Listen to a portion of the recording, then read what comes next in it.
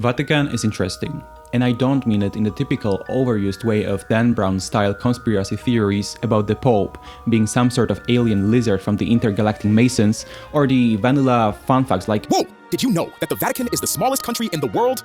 I mean, yeah, it's really small, and both its citizens and the country itself could actually fit inside a big building. But there's much more to that.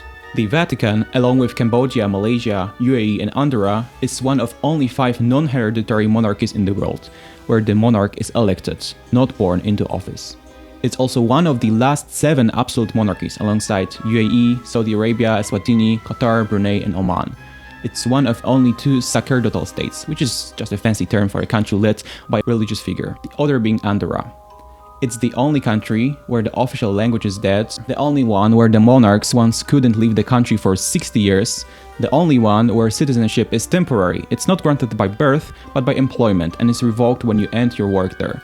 And it has also the oldest continuously operating military, founded in 1506. Its unusual size leads to some strange statistics. With an area of 0.44 square kilometers, the Vatican has 2.27 popes per square kilometer and also is the most militarized country in the world, with 218 soldiers per 1,000 people. North Korea comes second with just 48.7. But I don't want this video to be just a dump of dry facts and nerdy trivia. I want to tell you the story of how the Vatican became what it is. You'll hear about its history, politics and all the quirky stuff, like how to elect a pope, who might be the next, and why, technically, it could be you. Welcome to Basement Brain Cell, where we answer the questions you've never had on topics you've never heard of. The story of the Vatican starts 2000 years ago with Jesus and his 12 students, apostles. He told them to go teach people about Christianity. Some went to India, Persia, Ethiopia, Egypt, Syria, Greece, and Peter, who was believed to be the Jesus successor, went to Rome. Although he's recognized as the first bishop of Rome and the first pope, it's not exactly true. At first, Christian Rome didn't have a governing body. It was just a loose network of churches run by semi-independent priests. The first bishopric appeared around mid-hundreds, as the church slowly started organizing. Who was the first pope? Originally, pope was just an informal title from the Greek word papas, meaning father, and it's still used in some Eastern Orthodox traditions to refer to priests. In the 200s, it referred to important bishops. Firstly, the Patriarch of Alexandria, and then also the other 4 patriarchs of Constantinople, Jerusalem, Antioch, and Rome. The idea that the Bishop of Rome was Peter's direct successor came later, during Leo I's reign, and only in 1607 another pope, Boniface III, convinced Byzantine Emperor Phocas that only the Bishop of Rome should be called Pope. To them, the Bishop of Rome was just the first among others, as they called it. Yes, he was the successor of Saint Peter, and that made him special in a way, but not above others. They still saw all the patriarchs as equals. Rome, on the other hand, saw things differently. To them, being Saint Peter's successor meant that the Pope wasn't just first, he was superior. How did the Roman Church end up with so much power? In the early days, Christians were actually persecuted throughout the Roman Empire. That changed in 313, when the Edict of Milan was issued and suddenly Christianity was no longer illegal. After Rome fell in 476, the Byzantines, Lombards and others tried to control Italy. But in 756, the popes teamed up with the Franks, and King Pepin granted the papacy lands around Rome. That's when the Papal States were born. This moment was really huge. It was the first time a church leader got their own land, not ruled by anyone else. It forced the Pope to mix religious authority with secular powers, and that gave the church more influence. They could pass laws, start wars, and shape politics. But it was also a curse. Power attracts greedy people using their connections for personal gains, and the new Papal State was very vulnerable to corruption. Not long after that, a new kind of church elite started to emerge. These were the guys who would eventually become what we know today as cardinals. In 769, the Lateran Council decided that only clergy could elect popes. Until then, the whole community, including regular believers, had a say. From then on, they got tangled in politics. In 800, the papacy crowned Charlemagne as the new Roman emperor, setting a precedent. Now, only the Pope can crown an emperor. Other leaders saw this and thought, and it spiraled. Between 867 and 1049, the papacy hit rock bottom. Local nobles were so powerful they could install and remove popes like flipping light switches, and from 896 until 904 there were 8 popes in 8 years. And if you have heard of teenage popes, or wild, to say very lightly, Lateran palaces parties, popes unaliving rivals during a holy mass, popes with like wives and kids, and popes selling the papal throne, you've heard of this era. Yeah, but they pulled themselves together. In 1059, Nicholas II created the College of Cardinals and gave it full power to elect popes, cutting out the nobility from this process, though technically laypeople could be cardinals until 1917. This led to the creation of 2 major things. Firstly, the College of Cardinals, and secondly, the role of cardinals themselves, both of which are still key players in the Vatican's political life today.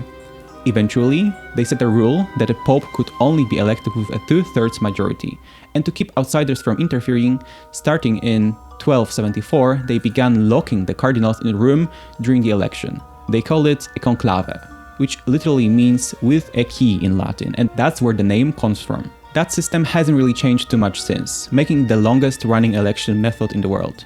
So, what was going on with the Papal States during the later medieval and Renaissance periods? Well, they kept dabbling in politics. Pope Gregory VII even claimed the papacy was superior to any king or emperor, but nothing too outrageous, right?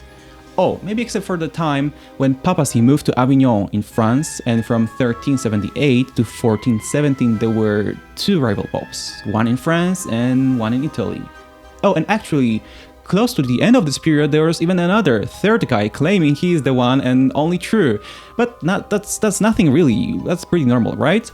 But anyway, Julius II was like really done with foreign interference, and in 1506 he teamed up with the Swiss Confederacy, creating the Pontifical Swiss Guard, mercenaries protecting the Pope. Today, it's the oldest military unit in continuous operation, and the smallest army in the world with only 135 soldiers. Between 1500s and 1800s, popes acted more like secular princes, commissioning and patroning art, and everything would have been fine if it wasn't for those meddling kids. And I'd have found it if it wasn't for you snoopers. Like Napoleon, who rolled in and conquered the Papal States, seriously weakening the power. Then came the Italian reunification, a political and military movement during which the various independent states on the Italian peninsula merged into the single Kingdom of Italy in 1861. The main figures here were Giuseppe Garibaldi, the general who made it all happen, and King Victor Emmanuel II, who later became Italy's first monarch. But they didn't actually unite all of Italy. San Marino had been cool with Garibaldi, and they even gave him refuge when he needed it, so he was basically like, "Guess who likes you?" and left them alone. Although San Marino stayed independent, the Papal States weren't so lucky. What happened with the Papal States when the Italian army was uniting the country? Oh, they conquered it. But not fully. In 1870, when the Italians took over everything and entered Rome, Pope Pius IX locked himself in the palace on the Vatican Hill and declared himself the prisoner of Vatican. His words, not mine. And this is wild because for the next 59 years, he and the next 4 popes stayed within the Vatican even after the election and never left this tiny place. Until, the ultimate end. But even then, their bodies would reside under the Vatican Hill, so technically never. They were pretty salty about Italy conquering their lands, and refusing to leave the Vatican was their way of making a statement. A quiet but stubborn, we don't recognize this new Italy kind of vibe. But why didn't Italy just conquer the Vatican City completely? Well, to put it simply, they feared that Italian Catholics, who were the overwhelming majority in the country, might get a bit mad if they invaded the Pope's frontier. Oh, and Vatican also had some political backing from France. And yeah, picking a fight with France wasn't high on the to-do list for a brand new state of Italy. As the Pope's political power faded, the Church shifted focus to solidifying doctrine, transferring from a secular power into a purely religious one. And, for example, during Pius IX's papacy, they introduced the concept of papal infallibility, basically saying that the Pope literally cannot be wrong, which is an interesting concept. In 1929, Benito Mussolini tried to win over Catholic support and struck a deal with Pope Pius XI, known as the Lateran Treaty, which said that Vatican City would be an independent state, Catholicism would be Italy's state religion, and Italy would pay financial compensations to the Vatican. And that's how the smallest independent state in history was born. But there was a catch. Vatican City had been tiny and isolated for decades. So the next popes spent their reigns tried to rebuild the international relations. In 1964, the Holy See became a permanent observer at the UN, and in the 60s, popes started appointing cardinals from the global south, including the first African cardinals. In 1984, the Vatican established full diplomatic ties with the US. In the following decades, popes began traveling frequently, trying to reshape the Vatican's role into that of a kinda universal peacemaker state, with its fair share of ups and downs, arguably. How does the politics of Vatican work? And what's the difference between Vatican City and the Holy See? Speaking plainly, Vatican City is an independent state, and the Holy See is an organization representing the Catholic Church that operates within the Vatican. You could compare it to a company that created its own independent state to operate within, setting laws favoring their company for greater control and influence. The Pope here is both the monarch of the Vatican City and the sort of chairman of the Holy See. Confusing? Yeah, I just started. Vatican City has its own government, the Pontifical Commission for Vatican City, which consists of 7 people and serves as both legislative and executive body, which is like wild. Like, hello, ever heard of the tripartite separation of legislative, executive, and judicial powers? Can we talk about like the political and economic state of the world right now? Apparently not, because you're absolute monarchy. The commission is led by its president, who is technically the head of state of the Vatican, but it gets crazier. The Holy See, even though it's technically just an organization within a country, also has a government called the Roman Curia, and actually it's way bigger than the Vatican's. Include ministries, called dicasteries, tribunals, congregations, 11 councils, and the Synod of Bishops, and even the dicastery responsible for foreign relations, which is absolutely nuts and makes zero sense because foreign relations of countries are established between, well, countries. And the Holy See isn't a country, but somehow still maintains diplomatic relations with around 180 states and issues diplomatic passports to its representatives. Meanwhile, Vatican City itself only issues ordinary passports for its citizens. If you feel lost, it's okay, I think everyone does.